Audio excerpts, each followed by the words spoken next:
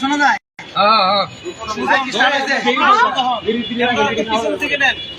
একটু পিছনে আন ভাই, একটু পিছন থেকে সবাই আসবে।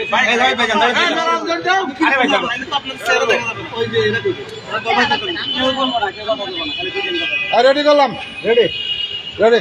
আচ্ছা আপনাকে না না আপনাকে হয়েছিল। প্রিয় সহকর্মী সহযোদ্ধা, বাংলাদেশের যারা আছেন এই মুহূর্তে আমাদের লাইভটি দেখছেন, আপনাদের প্রত্যেকে জানাচ্ছি বাংলাদেশ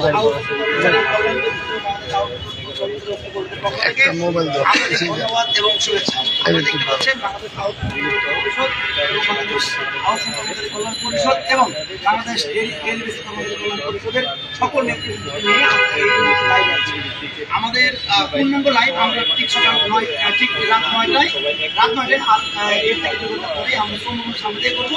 তার আগে এখন আনুষ্ঠানিকভাবে আমরা ঘোষণা দিচ্ছি, আগামী 11 তারিখ সকাল 9টার শাহবাগে যে আন্দোলন, সেই আন্দোলন কর্মসূচির সাথে বাংলাদেশ আহত কর্মচারী ঐক্য পরিষদ, বাংলাদেশ আহত কর্মচারী কল্যাণ পরিষদ, বাংলাদেশ ডেইলি বেসিক কর্মচারী কল্যাণ পরিষদ সহ অনেক সংগঠন ইতিমধ্যে আমাদের একাত্তরে ঘোষণা করেছে এবং এই আন্দোলন সংগ্রাম আমরা সম্মিলিতভাবে করার নীতিগত সিদ্ধান্ত নিয়েছি। বাংলাদেশ আহত কর্মচারী ঐক্য পরিষদের পক্ষ থেকে আমাদের যে সকল নেতৃবৃন্দ আছে সকলের সিদ্ধান্ত অনুযায়ী আমরা এই আন্দোলন সংগ্রাম সকলের সাথে মিলে করব, এই সিদ্ধান্ত আমরা উপলব্ধি। ধন্যবাদ সকলে, সকলে ভালো থাকবেন। এই পর্যায়ে বাংলাদেশ আউটসোর্সিং কর্মচারী ও কল্যাণ পরিষদের সম্মানিত সভাপতি মাহরুম আনিফ ভাই কিছু বলবেন এবং এরপরে ডেইলি বেসিকের অন্যতম সমন্বয়কারী আমাদের শিশির বলে শেষ করবেন।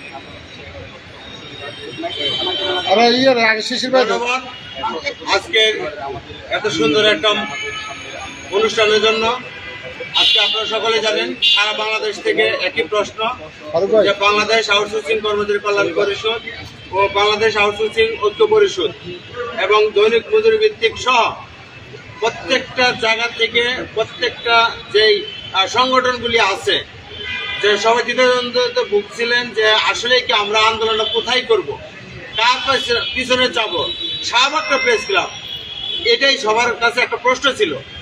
আজকে আপনারা সকলে বুঝতে পারছেন আমরা যেহেতু সবাই একত্রিত দাঁড়াইছি, আমাদের আন্দোলন শাহবাগে হবে এবং আগামী শনিবার সকাল 9টায় সারা বাংলাদেশের সকল জায়গা থেকে অস্থায়ী আউটসোর্সিং দৈনিক মজুরি ভিত্তিক এবং অন্যান্য সংগঠনের যারা আছেন সকলকে বলবো আপনারা স্বতঃস্ফূর্তভাবে আপনাদের ফ্যামিলি নিয়ে হলেও আপনারা সেদিকে উপস্থিত থাকবেন। এই লড়াই আপনার আমার সকলের, এই লড়াই সারা বাংলাদেশে অস্থায়ী কর্মচারীদের জন্য। তাই আপনাদেরকে আগামী শনিবার